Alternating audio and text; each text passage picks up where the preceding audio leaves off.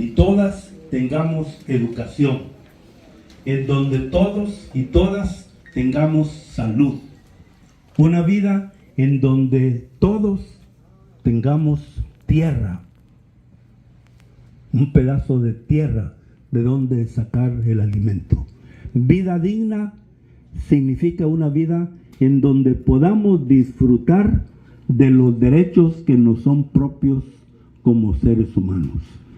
Y si Dios envió a su Hijo, si su voluntad fue enviarnos a su Hijo para que tengamos vida y vida en abundancia, entonces yo creo que Dios no estará muy de acuerdo cuando unos cuantos,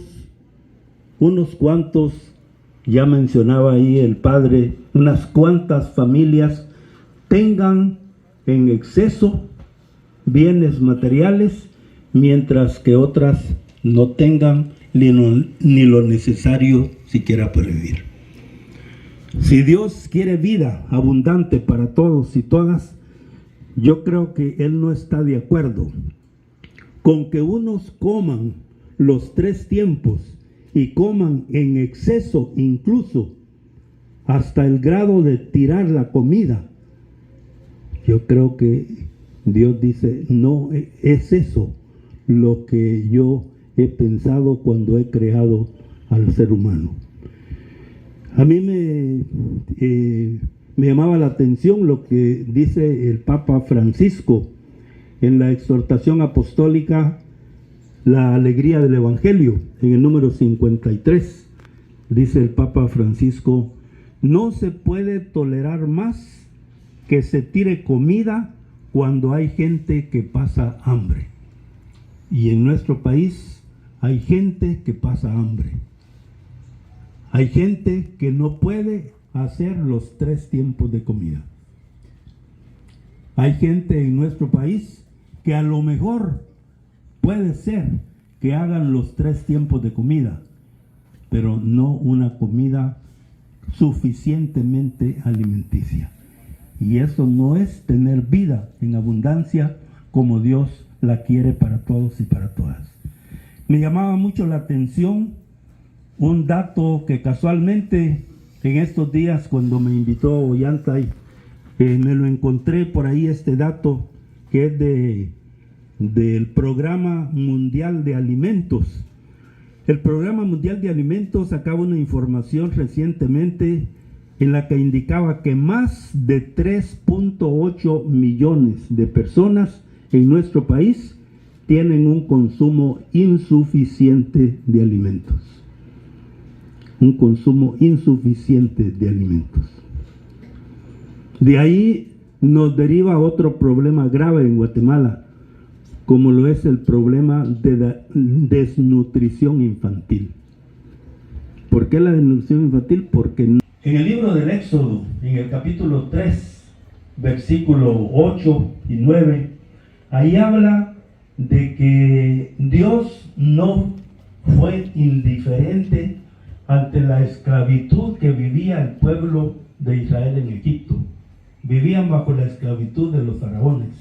Y dice el libro del Éxodo que Dios bajó y dijo: yo he visto el sufrimiento de mi pueblo, he oído los gemidos de mi pueblo y he decidido bajar a liberarlos. Yo creo que nosotros le pedimos a Dios también que vea el sufrimiento de la esclavitud que tenemos actualmente en Guatemala, la esclavitud de las injusticias, la esclavitud de las desigualdades, la esclavitud de la corrupción en Guatemala, que al paso de los años se ha vuelto más desvergonzada, podríamos decir. Nosotros le pedimos a este Dios que liberó a Egipto de aquella esclavitud, que vea también la esclavitud de la impunidad en la que estamos sumidos.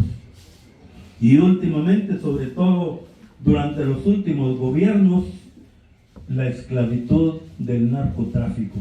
Por eso decimos que en Guatemala hay una cleptonarcocracia, Estamos esclavos de esos grandes males en nuestro país y nosotros le pedimos a Dios que no sea indiferente y que vea también esa esclavitud y que nos ayude a liberarnos, que nos ayude a pensar de qué manera nosotros vamos a hacer lo que Dios quiere que tengamos vida, porque tener una vida bajo esas esclavitudes no es tener vida en abundancia. También en el libro del Génesis, en el capítulo 2, versículo 8, dice que cuando Dios creó al ser humano, lo puso en un paraíso. Y al final de la Biblia nos habla de otro paraíso. En el libro del Apocalipsis nos habla de unos cielos nuevos y una tierra nueva. Hay un teólogo amigo, Daniel Jensen, que nos ayuda a leer eso que está en la Biblia. El hecho de que hay un paraíso en el libro del Génesis, un paraíso en el que Dios puso al ser humano. Eso quiere decir que Dios quiere que nosotros seamos felices, sus hijos e hijas, desde esta tierra. Desde que creó al ser humano, lo puso en un paraíso en donde no le faltaba nada para tener una vida plena, para tener una vida en abundancia. Y claro, al final de la Biblia, en el Apocalipsis, otro paraíso, los cielos nuevos y la tierra nueva. Dios nos quiere felices no solamente allá, en esos cielos nuevos y tierra nueva. Dios nos quiere felices desde aquí, desde esta tierra. Así comenta Daniel Jensen, estos dos paraísos que hay al principio de la Biblia y al final de la Biblia. Y yo creo que para hacer realidad ese deseo de Dios, de que vivamos, primero que tengamos vida en abundancia. Segundo, por el libro del Éxodo, que tengamos una vida en libertad, que viene a complementar la vida en abundancia. Y tercero, que vivamos felices. Vida digna, vida plena, en condiciones dignas de un ser humano, vida libre, vida feliz. Pero para eso, pues sabemos que es importante la organización. Porque sin organización no vamos a hacer posible eso que Dios quiere para todos los seres humanos. Uno se pone a pensar en que cualquier padre de familia, ¿qué es lo que quiere cuando le nacen sus hijitos? ¿Qué es lo que quiere para esos hijos? Un padre de familia o una madre de familia, cuando traen a los hijos al mundo, lo que quieren es que ellos sean felices, que ellos tengan todo lo necesario para ser felices. Y por eso ellos quisieran mandarlos a la escuela, ellos quisieran que tuvieran acceso a la salud, pero muchas veces no se puede. Y si un padre terrenal quiere una vida digna, una vida feliz para todos sus hijos e hijas, pues nuestro Padre Dios no es la excepción. Él quiere vida digna, vida libre, vida feliz para todos sus hijos, para todas sus hijas, no solo para unos cuantos aborazados que acaparan las cosas que Dios ha creado para todos y para todas. También les quiero mencionar otro texto bíblico abonando esta idea de que Dios quiere vida digna, vida feliz para todos sus hijos y para todas sus hijas. En el libro del profeta Isaías, en el capítulo 65, encontramos este texto que dice: me gozaré de mi pueblo, ya no se oirán en él gemidos ni llantos, ya no habrá allí niños que mueran al nacer. Es lo que pasa en Guatemala todavía. Ya no habrá ahí niños que mueran al nacer, ni adultos que no completen sus años. Construirán casas y las habitarán. Plantarán viñas y comerán sus frutos. No construirán para que otro las habite, ni plantarán para que otro coma. Y mis elegidos podrán gustar de lo que sus manos fabriquen.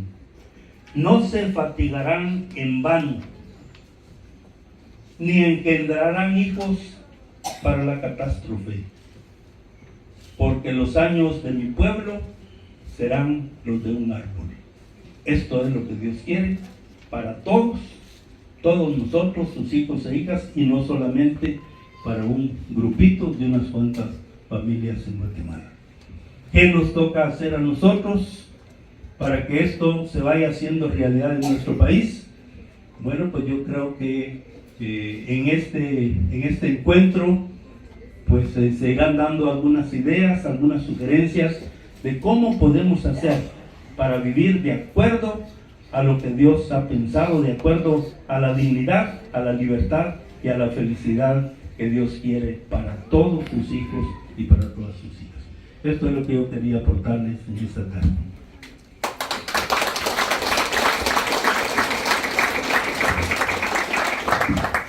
Bien, gracias hermano Toribio por esa reflexión. Y entonces en este momento vamos a sí que tener el